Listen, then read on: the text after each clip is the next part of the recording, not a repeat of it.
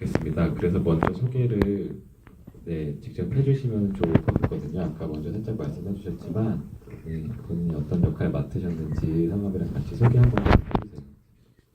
네, 안녕하세요. 저는 아기와나 프로듀서 이보림입니다. 늦은 시간까지 봐주셔서 감사합니다. 예, 안녕하세요. 저는 방금 보신 영화 촬영이고요. 이름은 한만옥이라고 하고 대충은 아시겠지만 이게 아카데미 장편 과정에서 찍은 영화예요. 그래서 셋이 이 영화를 위해서 딱 처음 본 사람이 처음 만난 게 아니고 그 전부터 알던 사이였고 이랬지 같은 그렇습니다. 하여튼 이렇게 개봉의 날 찾아와서 봐주셔서 감사드립니다. 감사합니다.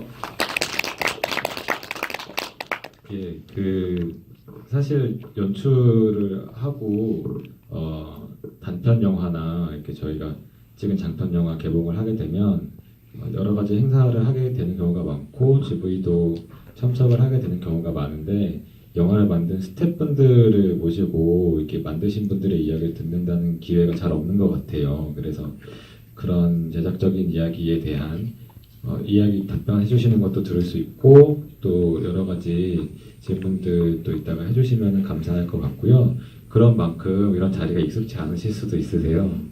그래서 본인이 뭔가 말이 굉장히 흥설수설하고 있다거나 약간 좀 긴장을 하실 수도 있는데 좀 그런 측면에서 좀 여러분 이해해 주시면 감사하겠습니다. 저를 쳐다보지 마세요. 이상한 자리가 되는 것 같은데 일단은 지금 보신 아기와나는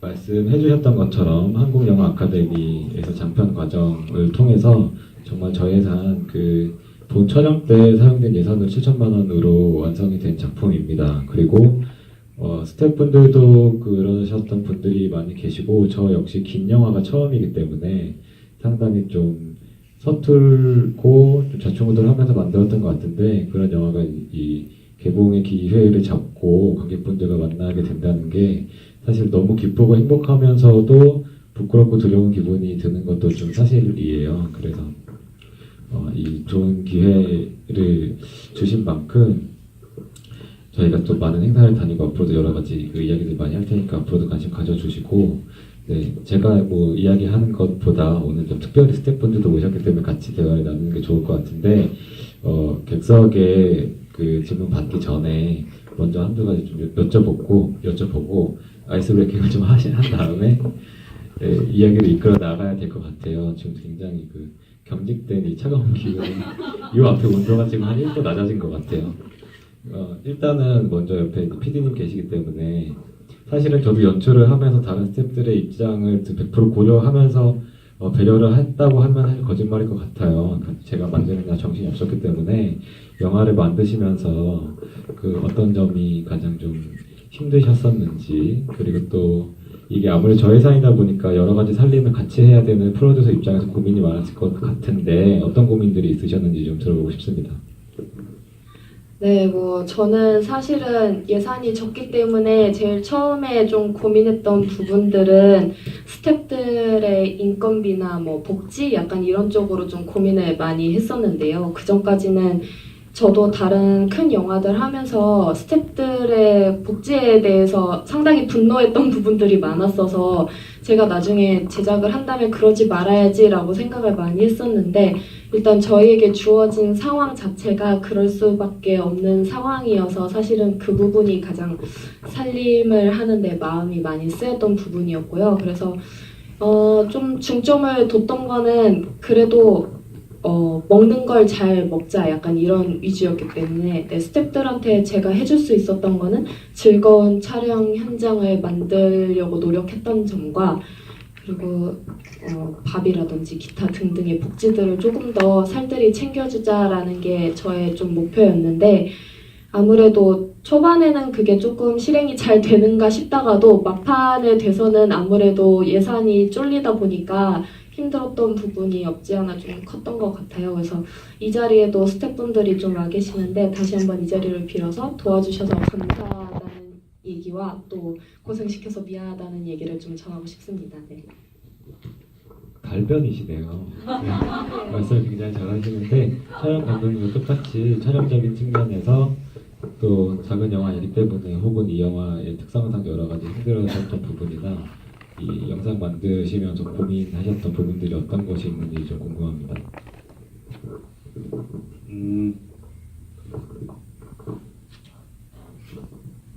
저는 우선 뭐 여기 대다수의 분들이 아는 분들인 것 같긴 하지만 그 1%의 일반 모르시는 관객들을 다시 한번 설명을 하자면 이것이 그 아카데미라는 교육기관에서 만들어진 장편 영화인데 사실 돈이 많이 없어요. 그래서 그 보통 우리가 생각하는 이렇게 많은 제작비와 이렇게 부족한 환경 이런 것이 안 돼가지고 굉장히 뭐 힘들었는 얘기를 하면 끝도 없죠. 근데 뭐 그런 얘기를 하는 것은 사실 큰 이 자리에서 얘기할 필요 없는 거 같고 많이 힘든 영화가 어디 있겠습니까? 그런데 뭐 그런 와중에 뭐 여튼 그런 것 같아요. 뭐 어쨌건 뭐 굳이 이제 악연화뿐만 아니고 뭐 예전에 소셜포비아라던가 뭐 연애담이라던가 많은 좋은 아카데미 장편들이 있었는데 그런 와중에서 뭐 그런 영화들이 좋은 평가를 받고 이 영화는 아직 좋은 평가를 받았는지 안 받는지 모르겠지만 앞으로 좋은 평가를 받을 텐데 그런 좋은 평가를 받을 수 있는 것은 이런 열악하다면 열악한 환경에서도 뭐 이렇게 이런 사람들이 의기투합해서 뭔가 뭐 제가 아까 말씀드린 상업 장편 영화는 돈을 받고 찍잖아요. 근데 저희는 사실 돈을 내고 찍거든요. 저희 돈을 이렇게 부어가면서 찍는데 그리고 사실 영화가 좋으니까 좋은 영화를 찍고자 이렇게 같이 의기투합해서 그걸 너무 잘 이해해 줬으니까 뭐 스태프들도 힘든 와중에서 같이 해줬던 것 같고요. 그래서 근데 굳이 악의화나 얘기를 하자면 어쨌건 이것이 무슨 어떤 장르적으로 뭔가 되게 뭐 뛰어나게 뭐 새로운 게 있거나 하지 않고 뭐 새로운 주제 같은 걸 뭐 사실 얘기하는 것도 아니고 다만 어떤 한 가지 그 감정에 대해서 주인공 도일의 감정에 대해서 파고드는 영화라고 생각을 했어요. 그래서 이런 아카데미 장편을 찍을 때 뭐 촬영이라든가 되게 많은 욕심을 내고 싶은 게 많은데 뭐 상업 영화처럼 뭐가 없는 환경에서 뭐 제작비를 좀 많이 떼서라도 좀 좋은 장비를 쓰고 뭔가 하고 싶은 게 많은데 뭐 그런 것보다는 뭐 감독님께 그런 그 배우들에게 뭔가 자기 극 중에서 되게 쉽지 않은 감정들이잖아요. 사실 생각해 보면 되게 어려운 감정들인데 그것에 집중할 수 있게 어떤 제 욕심보다는 그런 부분에 집중할 수 있도록 그래서 핸드헬드란 형식도 선택을 했던 것 같고 그리고 이제 여기 지금 상상마당 선택 장편작을 하고 있는데 아직 하고 있나? 보시면은 이 야간 비행이라는 작품을 2011년에 같이 했었어요. 그래서 되게 오랫동안 아는 사이인데 그래서 감독님이 그런 만큼 하고자 하는 게 어떤 건지도 좀 잘 알고 안 끝내. 그래서 뭔가 서로 간에 불필요한 어떤 말씀에 기싸움이나 맞춤표가 없네. 그런 거 없이 뭐 여태까지 말씀드렸던 그런 하고자 하는 것과 그 감정과 뭐 그거에 집중하려고 했던 것 같아요. 네. 저도 한마디 해도 될까요? 네, 말씀하시죠. 네, 저는 여기 밑에는 여름방학을 같이 했는데요. 제가 좀 더 편하게 촬영할 수 있었던 거는 감독님이랑 촬영 감독님이 워낙에 또 친한 사이였기 때문에 사실 PD 입장에서 현장에서 감독님과 촬영 감독님이 기싸움을 하기 시작하면 상당히 머리가 아파지는 부분이 없지 않아 있거든요. 근데 두 분이 서로를 너무 잘 알고 그래서 호흡 맞추기에도 상당히 편했고 저희 셋이 또 같이 좀 공부를 오래 했기 때문에 그런 부분에 있어서 훨씬 더 수월하지 않았나라는 생각이 들고 지금 이 자리를 빌어서 두 분의 그 찰떡궁합이 훨씬 더 좋은 시너지를 내지 않았나 그런 생각을 해봅니다. 네. 네, 그 긴장하신 와중에서도 네, 말씀 잘 해주셔서 감사드리고 사실 스태프분들과 함께하다 보니 제작적인 측면에 대한 이야기가 많이 나오는데 영화 자체에 대한 궁금증도 가지고 계신 분들이 많으실 거라고 생각을 합니다. 그래서 한 가지 질문 더 우리 저희끼리 나누고 이제 마이크 넘겨드리면 좋지 않을까 생각을 하는데요. 각본을 실제로 제가 쓰고 직접 쓰고 연출을 한 작품이잖아요. 그래서 제가 썼던 각본에 대해서 어떤 식으로 감정이나 아니면 주요 포인트를 느끼고 이 글이 어떤 이야기인지 조금 포괄적으로 그런 인상들에 대해서 저희들이 많이 이야기를 하기는 했지만 조금 더 객관적인 시선으로 그 냉정한 이야기를 하는 게 아무래도 내부자들이다 보니까 쉽지 않았던 것 같은데 지금 이제 완성이 되고 상영을 하는 이 상황에 이 이야기와 그 초반에 느끼셨던 시나리오가 이게 어떤 이야기로 다가왔고 어떤 그림이 좀 그려지셨는지 그 만든 그 쓴 사람의 입장 말고 네, 스태프분들의 좀 객관적인 의견이랄까요? 네, 그런 게 좀 궁금합니다. 어떤 이야기로 사료가 되셨었나요? 촬영 감독님부터 말씀해 주시면 좋을 것 같아요. 저 같은 경우도 이제 막상 또 개봉이 다가오고 뭐 관련해서 여러 가지 뭐 글을 쓰거나 인터뷰를 할 기회들이 있었는데 그러면서 되게 새로 생각을 해보게 됐던 것 같아요. 여태까지는 중간부터는 그냥 되게 일이 되니까 뭔가 이 파이널 컷상에 렌더링 해야 될 파일이고 에러가 나면 짜증나고 다시 해야 되는 일이 돼버려서 그걸 어느 순간 까먹고 있었던 것 같은데 이렇게 막판에 돼서 개봉할 때가 되니까 다시 생각을 하게 된 것 같아요. 과연 이게 어떤 얘기였고 우리가 이걸 어떻게 만들려고 했었는지 그런 생각을 하게 됐는데 뭐 아까 잠깐 말씀드렸듯이 이건 되게 한 가지 감정에 대한 얘기, 되게 어떻게 보면 단순 무식한 얘기고 그래서 조금은 뭔가 지금 어떤 뭐 지금 2017년에 가장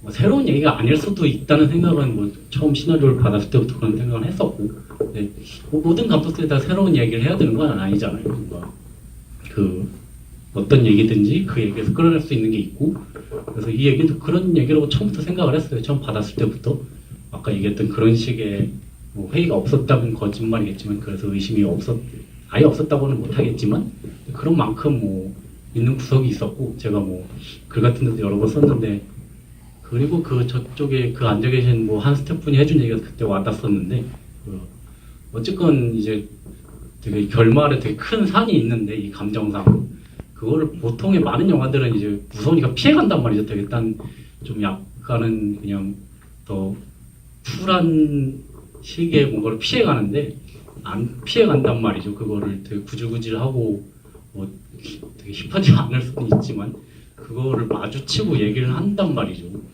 그래서 결말 같은 경우도 뭐 결말에 대해서도 뭐 부산영화제 스트레스 때 많은 뭐 반응들이 있었던 것 같은데 그냥 모르겠어요. 뭐 어쨌건 감독님과 제가 영화를 같이 좋아하고 그래서 부끄럽지만 다르덴 형제 영화 얘기를 많이 했던 것 같아요. 그 결말에.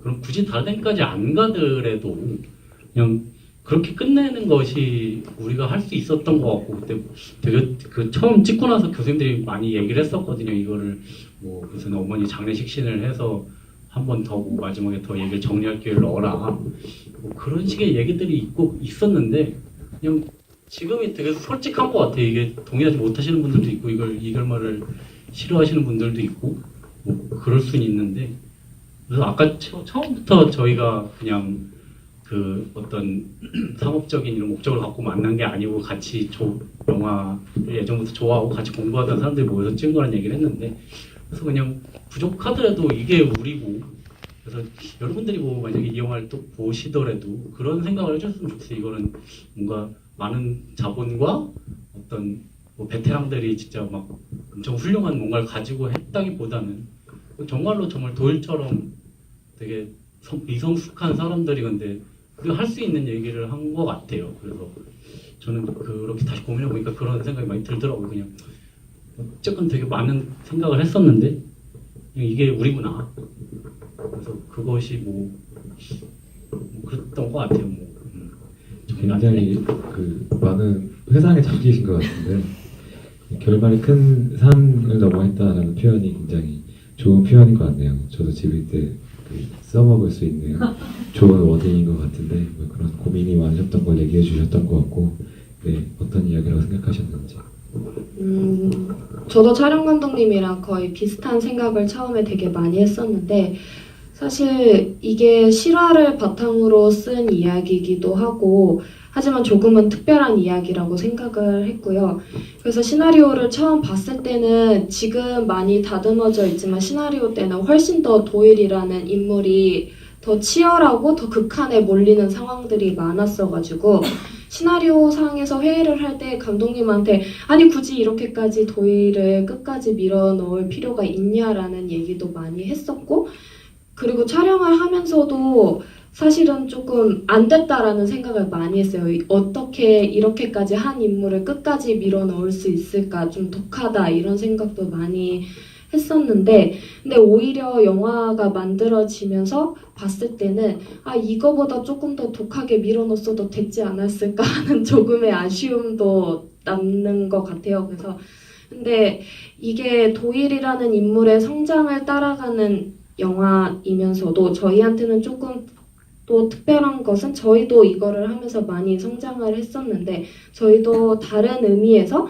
좀 더 극한에 몰리는 상황들이 인생을 살면서 있을 텐데 그거를 헤쳐나가는 과정을 도일은 조금 다른 모습으로 어른이 되어가는 성장기를 만들었다라는 생각이 들어서 저한테는 시나리오 때도 그렇고 영화로 만들어져서 볼 때도 그렇고 네, 스스로 만들면서도 많이 성장했던 영화였던 것 같습니다. 네.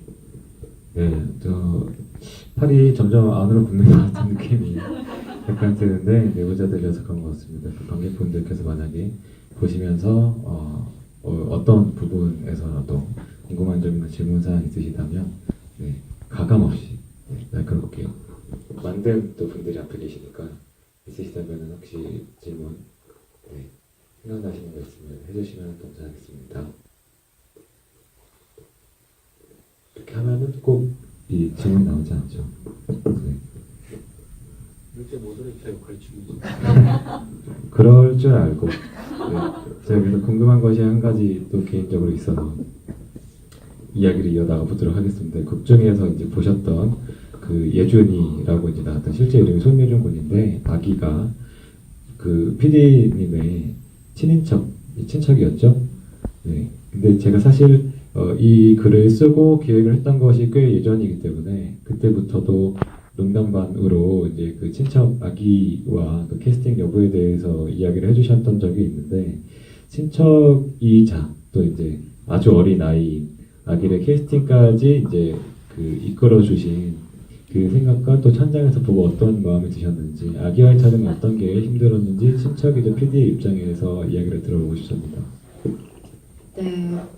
일단 처음에는 정말 아무 생각 없이 되겠냐는 마음으로 저의 그 사촌 오빠의 저희 그 사촌 조카죠. 조카가 이제 나이대가 딱 비슷했어요. 그래가지고 그냥 농담반 진담반으로 조카가 있는데 한번 어떻게 캐스팅 한번 해볼래? 라고 시작을 했는데 사실 제가 영화를 계속 해왔기 때문에 가족들은 그냥 막연히 영화를 찍는다라고만 알고 있었지 그 과정이 어떤지 세세하게는 모르고 있었거든요. 그런데 제가 얘기를 했을 때 흔쾌히 그냥 출연을 되게 간단하게 생각을 하고 좋다고 막 해서 시작을 한 거였는데 아마 하면서 다시는 안 하겠다고 생각했던 순간들도 있을 것 같은데 네, 그래서 예준이를 캐스팅을 처음에는 만나러 갔을 때 걷지도 못했고 거의 겨우 벽을 접고 서는 정도에서 시작을 했는데 영화를 보셔서 아시겠지만 마지막엔 걸어 나가거든요. 그래서 도일의 성장이기도 하지만 예준이의 성장이기도 한 그런 영화인데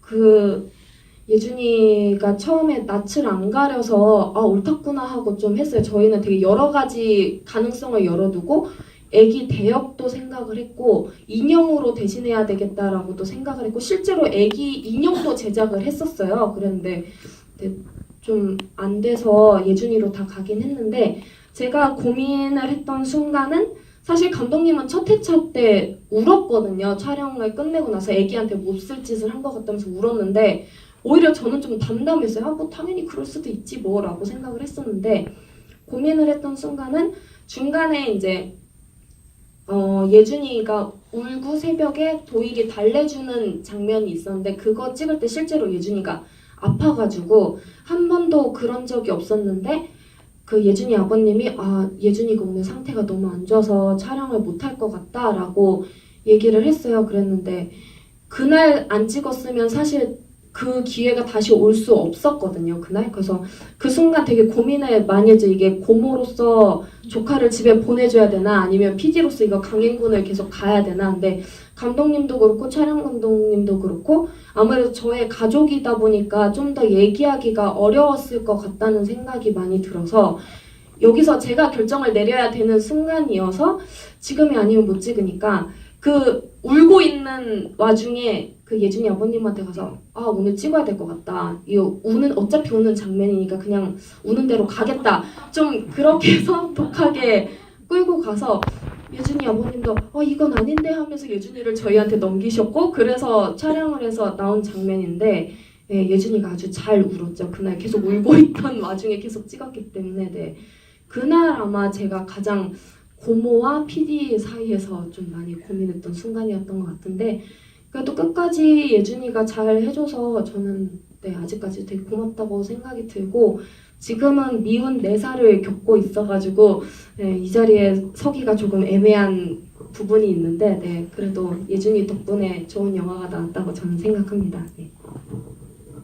네. 그 우는 장면 촬영할 때 제 다른 자리에서도 말씀을 좀 몇 번 드렸었던 것 같은데 심적으로 가장 힘들면서도 악마가 됐던 순간이었던 것 같아요. 실제로 어디가 불편해서 우는 모습이 담기면 이게 영화적으로는 사실 굉장히 필요한 방향대로 나오는 그림인데 이것을 보고서 이제 오케이를 해야 되는 입장이 있다 보니까 그 부분에서 이제 좀 가장 좀 마음에 짐 같은 게 있지 않았나 이런 생각을 기억에 남는 그 씬인데 그거 잘 말씀해 주셨던 것 같습니다.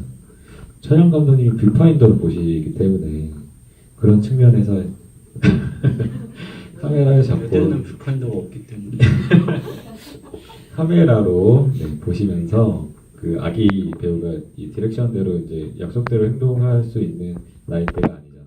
어떤 부분들이 가장 힘드시고 마음에 좀 고생이 있으셨는지 아기 배우와 함께했던 작업에 대해서 촬영 감독님의 입장으로서 얘기 한번 들어보고 싶습니다. 그 아기와의 촬영 힘듭니다. 되게 힘들고요. 지금이라도 혹시 뭐 아기 나오는 시나리오 쓰는 분이 계시면은 포기하라고 말하고 싶고 정말 힘듭니다. 생각보다 더 힘들어요. 각오를 많이 했는데도 되게 힘들었어요. 그 아까 말한 그 씬 기억이 나는데 저는 그때 그 디렉션하는 감독님을 보면서 제가 감독이 아니고 촬영 감독이라 저 악마가 안 돼도 돼서 굉장히 안도했던 기억이 나요. 그런 되게 사람이 하면 안 되는 짓들을 하게 되는데 그래서 그 힘든 얘기를 하면 뭐 또 끝도 없고 뭐 피디님이 또 잘 얘기해 주신 것 같고 그래서 뭐 인형 얘기도 막 얘기해 주셨잖아요. 실제로 그래서 인형을 만들었거든요. 이게 사실은 대부분의 경우에 이제 그 인형 티가 나기 때문에 잘 못 써먹었는데 그때 저희에게 희망이 되었던 것이 그 클린트 이스트우드의 아메리칸 스나이퍼라는 영화가 있는데 거기서 그 양반 이름이 뭐더라고요. 브래들리 쿠퍼요. 브래들리 쿠퍼가 이제 네. 이렇게 아기에 안고 있는 장면이 있는데 유튜브에 쳐보면 아메리칸 스나이퍼 페이크 베이비라고 나와요. 자세히 보면 누가 봐도 인형인데 그게 저도 볼 때 몰랐거든요. 근데 이분이 얘기해줘서 알았어. 유튜브에 쳐보시면 나옵니다. 아메리칸 스나이퍼 페이크 베이비. 죄송합니다. 그런데 저희도 그래서 거의 못 썼는데 한 번 그렇게 컷이 들어간 게 있어요. 그 2번 보시면서 찾아보시는 것도 좋은 기회가 될 것 같은데 기가 막힌다고 되게 티 안 나요. 그게 영화가 좋으면 티가 안 나는 걸로 그런 생각도 들고 뭐 그런 과정들이 있었습니다. 네, 아기 그 인형을 만들었던 게 다 기억이 나네요. 혹시 이 와중에 또 갑자기 이 질문을 꼭 해야 되겠다 갑자기 머리 탁 떠올랐다 하시는 분이 앞에 이거 질문하시면은 소정의 선물 주신대요. 네, 갑자기 이렇게 마이크 한번 부탁드리겠습니다.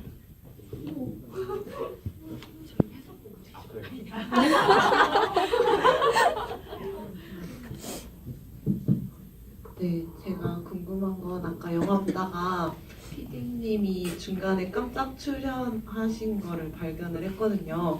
근데 그냥 왜 갑자기 PD님이 거기서 나오셨을까? 뭔가 에피소드가 있지 않을까 좀 궁금했어요.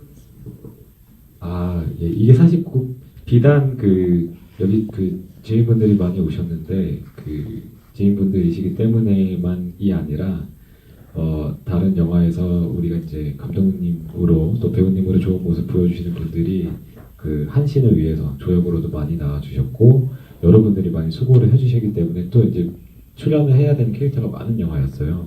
그러다 보니까 이제 어떻게 출연까지 하시게 되고 이제 얼굴 아시는 분들은 또 이제 그 모습을 이제 보시게 되는 것 같은데 그 씬에 대해서 한번 설명을 해주신다면. 고시원 시대 네, 고시원에서 뒤에 그룹보 말고 나오는데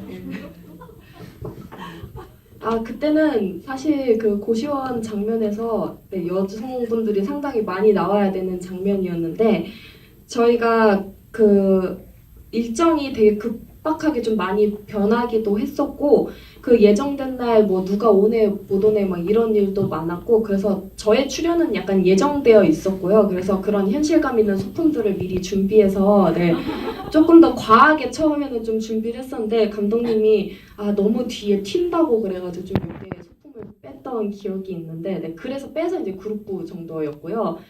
네, 저 말고도 많은 여성 스태프들이 거기에 나왔어요. 그게 저희가 세트 촬영을 했었기 때문에 네, 좀 더 편하게 찍을 수 있어가지고 스태프분들, 뭐 지인분들에서 많이 나와서 찍었던 기억이 있는데 제가 자꾸 그 컨티뉴이티를 못 맞춰서 그 전 컷이랑 못 맞춰가지고 네, 연출부한테 몇 번 혼났거든요. 아니, 문을 2번 두드리면 나오라고 막 계속 혼나고 그래가지고 네, 그런 기억이 있는 네, 장면이었습니다.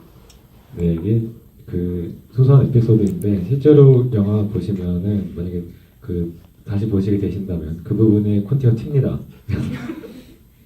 근데 저희끼리만 알아보는 약간 그런 것이었죠. 근데 실제로 그 저희가 세트 촬영을 해야 했고 이제 많은 분들이 출연을 해주셔야 될 때 프로덕션의 특성상 독립 영화 하시는 분들 다 똑같이 느끼실 거예요. 이제 지인분들이나 아니면 가족분들, 친척분들께 그 도움을 꼭 요청을 하게 되고 저 같은 경우도 저희 누나 이제 뭐 외형 뭐 할 거 없이 다 부탁드렸었거든요. 그런 식으로 이제 채워 넣어야 되는 부분들이 많고 또 중간에 포르쉐남 역할로 나오시는 분이 이제 남현석 배우님인데 감독님이시자 그 이제 몇 번 수첩했던 인연으로 제가 또 배우로서 팬이기도 하고 그래서 이제 실제로 운전을 하면서 연기를 같이 해야 되는 상황이 포르쉐남이라는 캐릭터를 맡아서 해주셨는데 그런 것들도 약간 이 작은 영화를 서로 만드는 사람끼리의 어떤 그 연대 같은 걸 좀 느낄 수가 있었어요. 근데 제가 제대로 이제 보답을 많이 이렇게 해드리지 못한 것 같아 좀 죄송하지만 스텝 때부터 이제 다른 분들의 모든 그 도움으로 그 상당 부분이 채워졌다는 비하인드를 말씀드릴 수 있을 것 같습니다. 혹시 또 네, 질문 스태프분들께서 질문하셔도 되고요.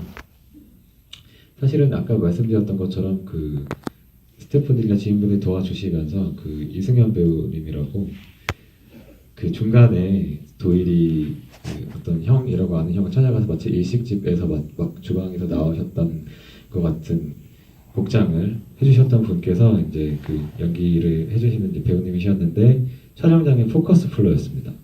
퍼스트셨어요.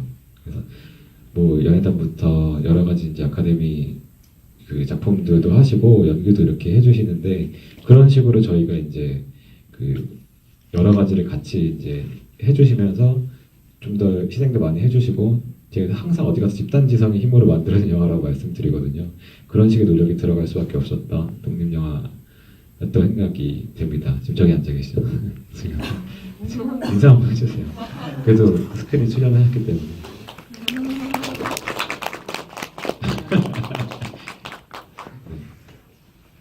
사소한 질문이나 아니면 또 날카로운 어떤 질문이라도.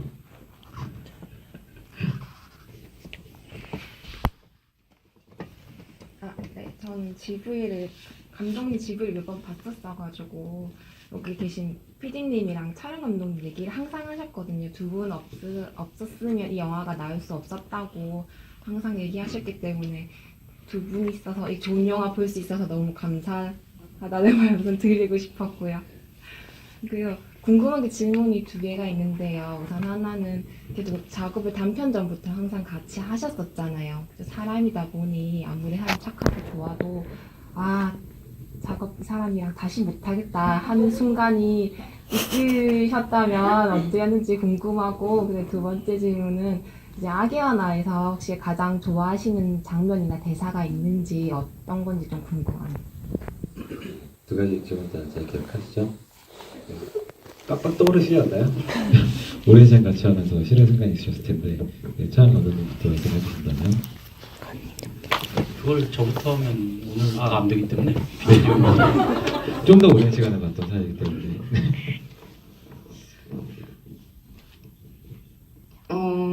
감독님이랑 같이 오래 작업하면서 사실은 이 사람이랑 다시 못하겠다라고 생각했던 순간은 없고요. 이 사람 정말 힘들다라고 생각한 순간은 있는데,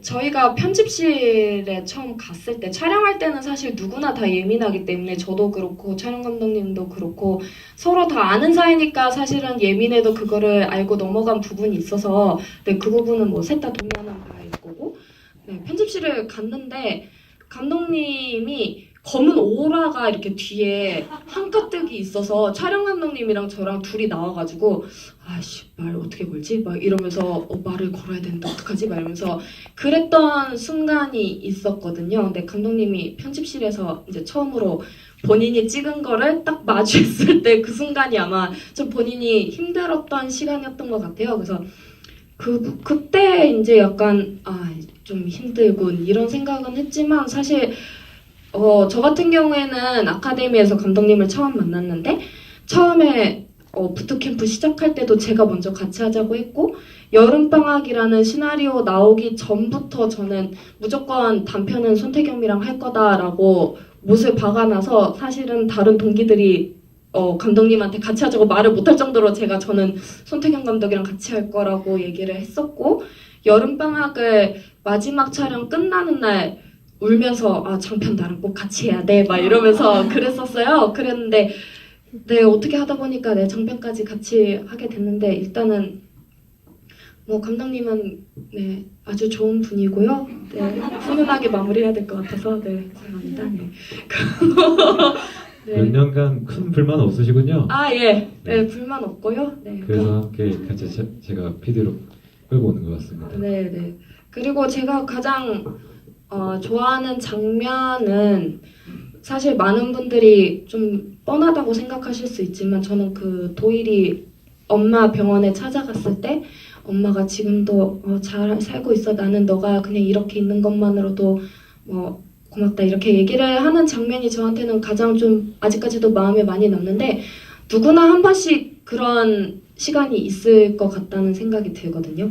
힘든 순간에 누구 한 명이라도 넌 지금 잘하고 있다라는 말 한마디가 그 사람이 계속 앞으로 살아가는 데에 많은 힘을 줄 수 있는 부분인 것 같아서 네, 그 부분이 저한테는 가장 많이 와닿았고 아기하나를 촬영할 때도 힘들었지만 끝나고 나서도 저한테 개인적으로 좀 과도기적인 시기가 많이 있었는데 그때 이제 이 장면을 다시 생각하면서 그래 난 그래도 잘하고 있어 라고 다시 한 번쯤 생각할 수 있었던 네 그런 장면이 아니었나 저한테는 개인적으로 많이 기억에 남는 장면입니다. 네. 할 말이 굉장히 많으신 것 같은 최양 감독님 싫었던 부분과 좋아하는 씬. 저는 뭐 야간 비행 때부터 다 하면 할 말이 끝나지 않기 때문에 근데 뭐 사실 그래요. 근데 뭐 세상에 연출하는 분들은 다 예멘 보스고 양반도 참 예멘 보스인데 안 그런 사람은 없어요. 어떻게 다 좀 예민이 그게 치닫았을 때는 다 다시 보기 싫은 사람들이거든요. 제가 알기로는 어딘가에는 안 그런 사람이 있다고 믿고 싶습니다. 근데 하여튼 그런데 뭐 이분도 그런 경우들이 있는데 제가 뭐 다 말은 못하겠습니다만 선택한 감독님의 장점은 뭐 그런 것 같아요. 그럴 때가 있지만 자신이 또 그렇다는 걸 알고 그거에 대해서 되게 자기가 상태가 좋을 때는 되게 더 스태프들 챙겨주려고 하고 그런 장점이 있는 사람이라고 생각하고 제가 안 그래도 얼마 전에 촬영 전공인데 연출을 해야 되는 게 있었고 연출을 했는데 또 이분이 또 흔쾌히 나와줬어요. 되게 좀 배우로 또 이렇게 열연을 하셨는데 되게 좀 어려운 실제로 감동적이고 극 중에 영화 찍는 내용이었거든요. 좀 자신을 까는 걸 수도 있는데 되게 흔쾌히 해주고 되게 열심히 해주고 뭔가 제가 막 잘 못하니까 뒤에서 더 챙겨주고 그런 식으로 되게 의리가 있는 사람이냐고 되게 그런 좋은 점이 있다는 말을 하면서 훈훈하게 잘 말을 하고 좋았던 순간은 뭐 저는 그런 것 같아요. 그거의 연장인데 어쩌면 좋은 거의 연장인데 어쩌면 항상 모르겠어요. 뭐 어떤 영화들은 그 감독님의 예민 보스가 너무 계속돼서 전체 프로덕션 전체가 경직되고 그런 경우가 많은데 뭐 이분은 그렇지는 않은 것 같고 뭐 보시면 되게 롱테이크가 많은데 그런 것들이 모르겠어요. 저는 뭐 그걸 제가 뭐 같이 얘기하면서 하자고 했고, 근데 그런 거를 너무 같이 동의해주고 같이 영화에 대해서 좋다고 생각하는 부분들이 비슷하니까 그런 걸 막 엄청 많은 컷들로 나눠서 뭐 좀 더 안전하게 가지 않고 같이 좋아하는 영화의 어떤 지향점을 같이 동의해줘서 그런 게 너무 있었기 때문에 그 어떤 그런 걸 찍을 때 딴 어떤 많은 스태프들도 되게 같이 지향점이 확실하니까 그걸 같이 동의해서 같이 즐겁게 했던 것 같고, 그래서 그거에 뭐 많은 게 있는데 대표적으로 하나 꼽자면 그 교회 예준이 찾으러 갔을 때 그게 사실 되게 어려운 장면인데 사실 다 같이 그 모두가 너무 중요한 걸 아니까, 근데 거기가 막 그 기억나실지 모르겠지만 한 컷이거든요.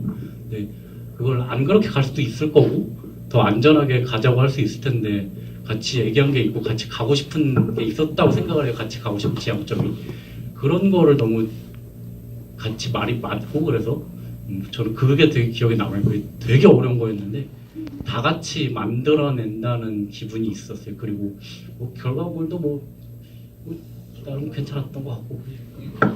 그래서 그 부분을 근데 사실은 이렇게 얘기해놓고 얘기를 하면 안 되는데 나중에 그 보철 기회 때 찍었었어요. 컷을 나눠서 좀 불안해서. 근데 그거를 또 이제 나중에 편집실에서 그것도 되게 쉽지 않은 결정이었을 텐데 그냥 전에 그게 좀 더 불안하더라도 그거에 동의하니까 전 나중에 찍은 걸 안 쓰고 그걸 썼거든요. 반말만 듣고 썼거든요. 그래서 그런 아까 처음 질문의 연장 플러스 가장 좋았던 걸로 그 교회 장면을 꼽고 싶습니다. 네, 다음번에도 어디서 집이할 때 같이 해주시면 안 돼요. 어떤 씬을 어렵다라고 얘기를 할 때 만든 사람이 이야기하는 게 약간 좀 애매할 수 있는 태도라고 생각을 하거든요. 사실 영화는 받아들이는 분들의 몫이기 때문에. 근데 이제 같이 이제 스텝으로 참여했던 분이 이것이 어렵다고 하니까 정말 어려운 씬 같이 느껴져서 네, 결국에는 이 작품에 대한 좋은 말씀으로 이어지는 것 같습니다.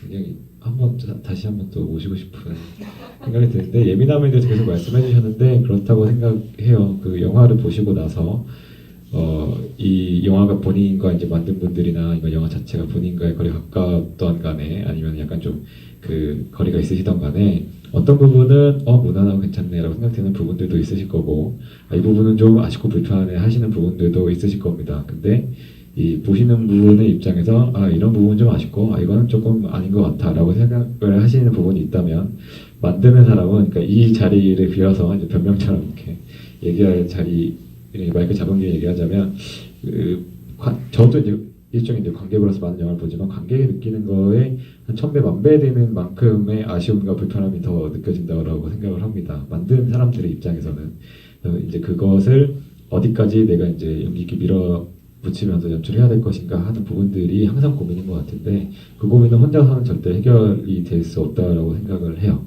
배우분들과 스태프분들의 어떤 도움으로 이 부분이 설령 그 허점이 있다 할지언정 이제 같이 이 부분을 만들자라는 용기가 모였을 때 영화가 나온다고 생각을 하거든요. 특히 독립영화 그렇기 때문에 스태프분들과의 그 집의 자리가 의미가 있고 꼭 한 번 더 나왔으면 좋지 않을까 생각을 합니다. 질문이 시간이 혹시 하나 마지막 하나 일단 네.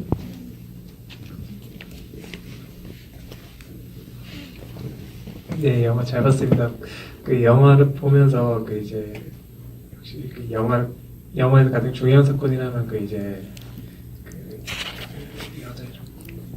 그 수녀이가 이제 막 그 이제 말도 없이 이제 떠나잖아요. 근데 그 전에 아마 계기라고 할 수 있는 게 있다면 그 전에 이제 막 그 도일 제 기억이 안 나네.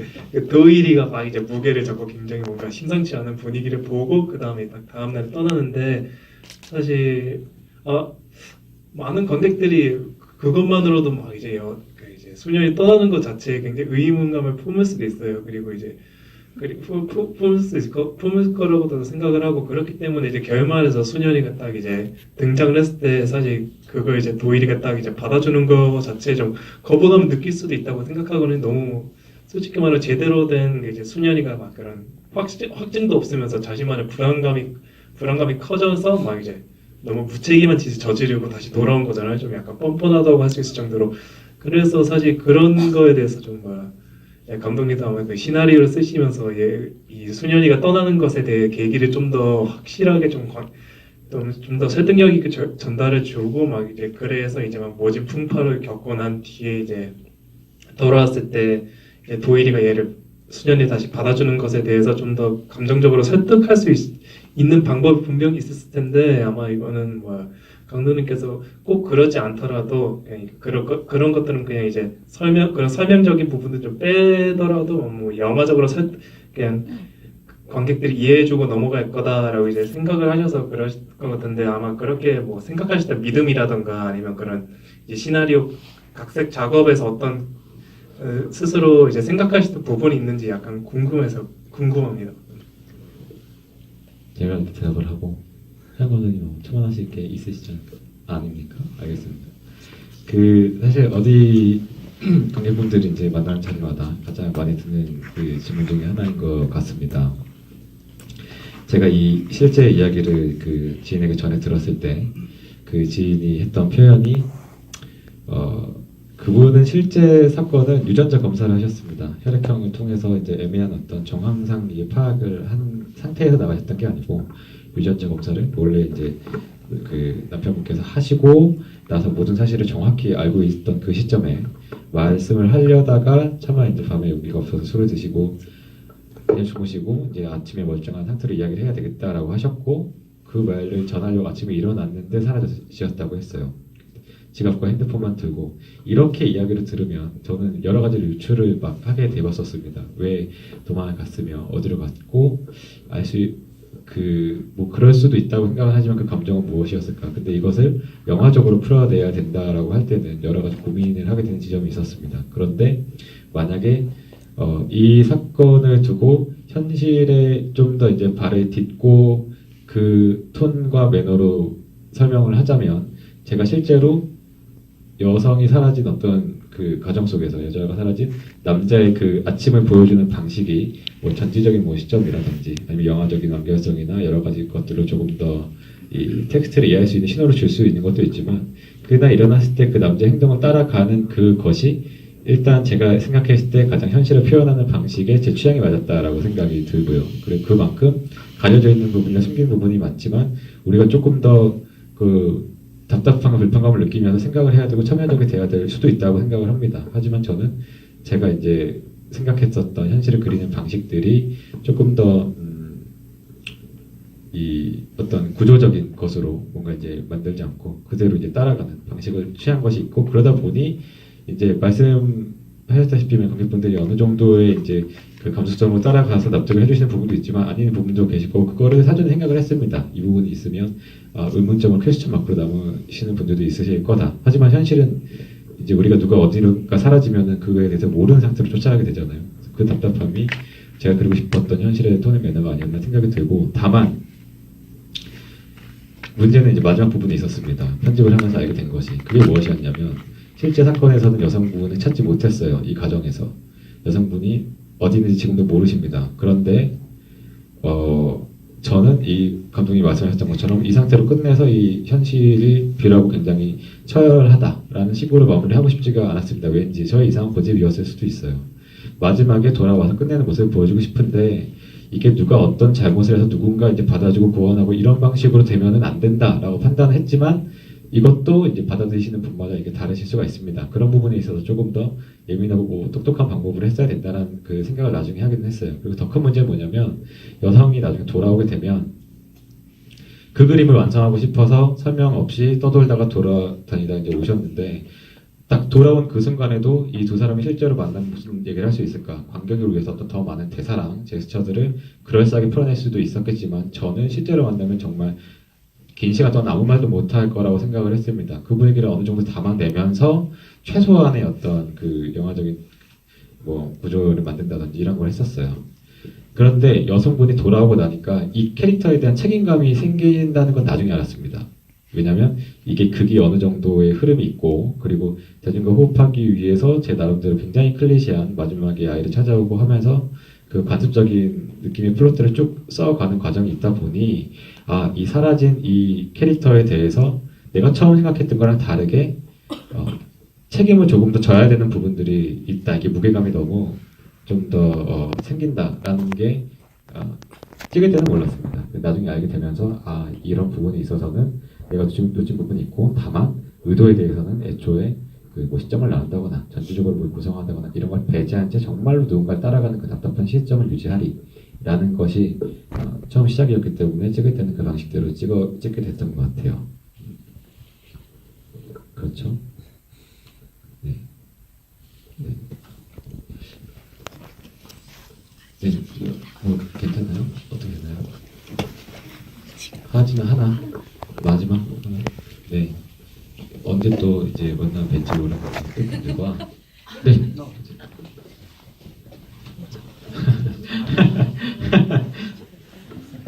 네, 영화 너무 잘 보십니다. 저는 그 결말에 대한 얘기를 해주셔서 네. 이제 열린 결말로 영화가 마무리가 돼서 이 영화를 보신 모든 분들이 각자의 엔딩을 가지고 있다고 저는 생각을 해요. 그래서 이 영화를 직접 쓰신 감독님이 가지고 계신 이 영화의 엔딩은 어떤 엔딩인지가 궁금합니다. 예, 물론 열린 결말로 마무리를 지었다는 것은 일단은 먼저 질문해 주셔서 대단히 감사드리고요. 출연을 해주셨었는데 씬 하나를 삭제를 죄송합니다. 네, 군대 신에서 나와주셨던 소개해 주셨던 게 오랜만에 뵀는데 사실 야간뱅을 찍었을 때 아시겠지만 야간뱅 열린 결말이었습니다. 그리고 여름방이라는 단편도 대단히 열린 결말이었습니다. 근데 이번에도 마찬가지로 그랬던 것은 무엇이냐면 제가 생각할 때에 삶이라는 게 어떻게 연속적으로 이어지는 것이잖아요. 근데 우리가 영화에서는 어느 한 부분을 딱 끊어서 이 부분을 끝이라고 그 엔딩 자막을 넣습니다. 그런데 영화적인 구성이 컨셉적으로나 이렇게 많은 영화들이 그것이 일단 이 세계 속에서의 끝이라는 어떤 느낌을 주면서 우리가 이제 그 감정의 어떤 해소라든지 어느 정도의 정리된 상태로 끝나지만, 그리고 그것이 굉장히 훌륭한 태도이지만 어떤 영화들에서 제 개인적으로 좋아하고 이번에 시도해보고 싶었던 것, 단편을 만들면서부터의 어떤 그 취향은 이 앞으로의 삶이 이어진다라는 것을 우리가 더 보여주고 이 이후가 어떻게 될지를 생각을 해보게 만드는 것이었습니다. 그래서 이 역시 이 다음이 어떻게 될까, 이 다음은 바로 이어지는 삶 속에 주인공들이 놓여있다라는 걸 보여주기 위해서 열린 결말로 했는데, 받아들이시는 분들의 어떤 그 판단과 여러 가지가 이제 물론 그 관객분들의 답이 되겠지만, 저는 만들면서는 굉장히 일단은 불안했습니다. 이 사람들이 앞으로 잘 살아갈 수 있을까에 대한 질문을 스스로 했고, 그리고 그렇게 생각을 했을 때 굉장히 순탄하게 잘 살 것 같지 않은 느낌을 받았습니다. 저는 사실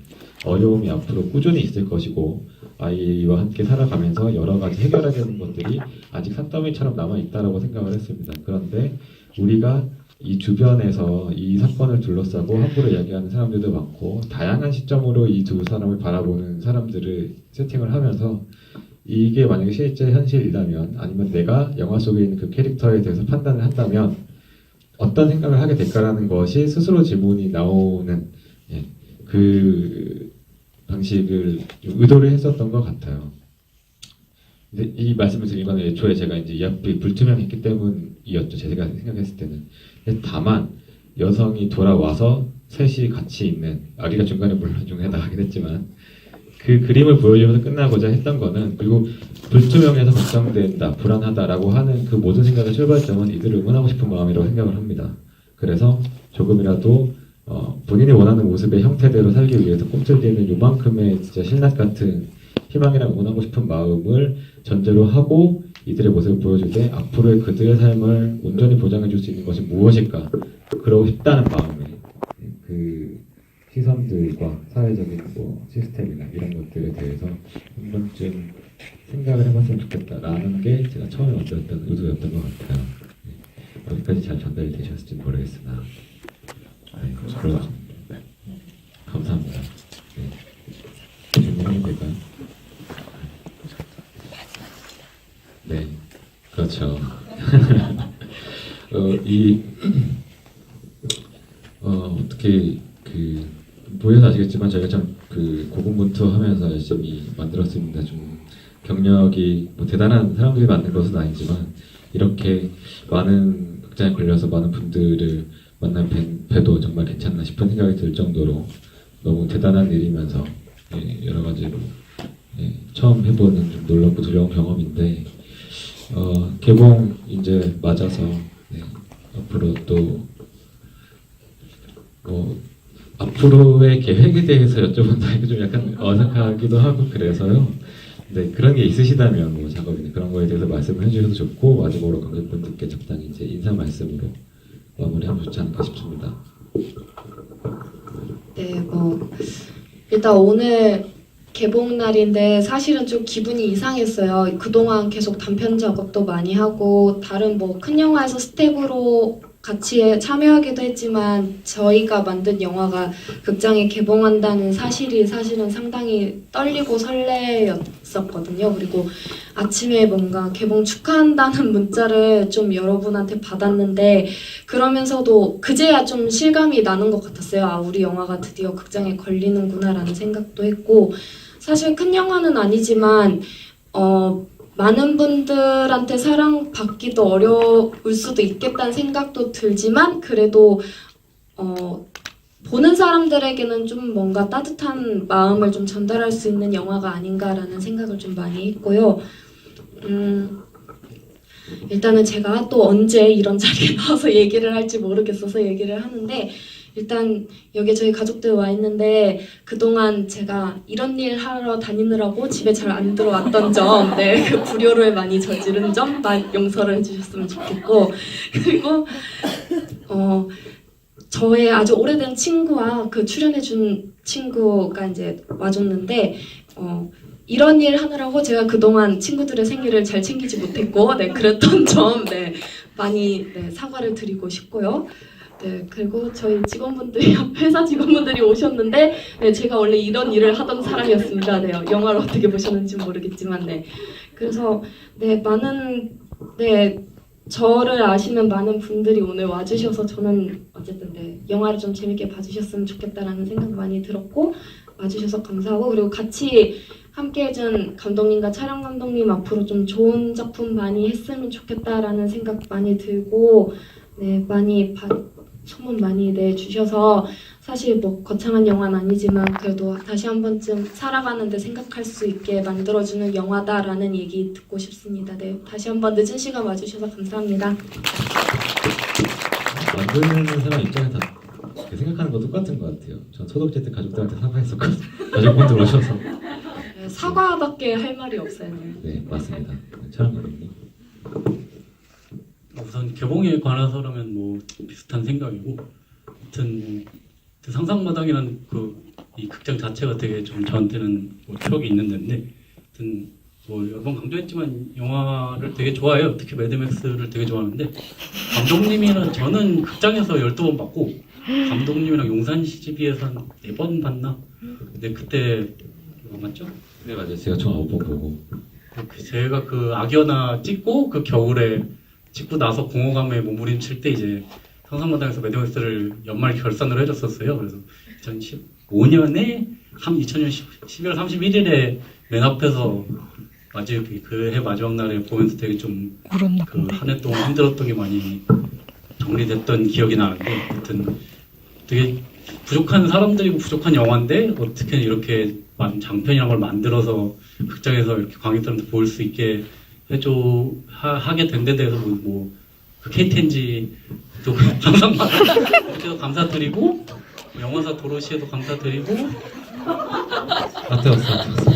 영화 아카데미 영화 아카데미 관계자분들께도 감사드리고 비트윈 어플 분들께도 감사드리고 일단 그것은 개봉에 관해서는 그렇고 여태까지 되게 사실은 모르는 관객인 척하고 그 얘기를 했지만 사실 다 거의 아는 분들인데 독립영화를 만들어서 튼다는 건 그런 일인 것 같아요. 이게 사실 우리가 엄청 거창하게 돈을 벌 것도 아니고 되게 비슷하게 이런 걸 좋아하고 이렇게 이거밖에 할 줄 모르는 사람들이 서로 그냥 잘했다고 이번엔 장편해서 어떻게 개봉까지 했구나 더 다음에 또 좋은 얘기를 만들어보자 좋은 영화를 만들어보자 그렇게 격려하는 거라고 생각하는데 그런 의미에서 오그라들겠지만 여기 와주신 뭐 이 영화 같이 만들어주신 분들한테 이 자리를 빌어서 감사하다는 말씀을 드리고 싶습니다. 감사합니다.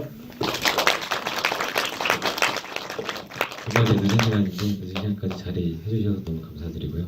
좋은 말씀 많이 올려주시기 바랍니다. 네, 응원할 수 있도록 와주셔서 정말 감사드립니다.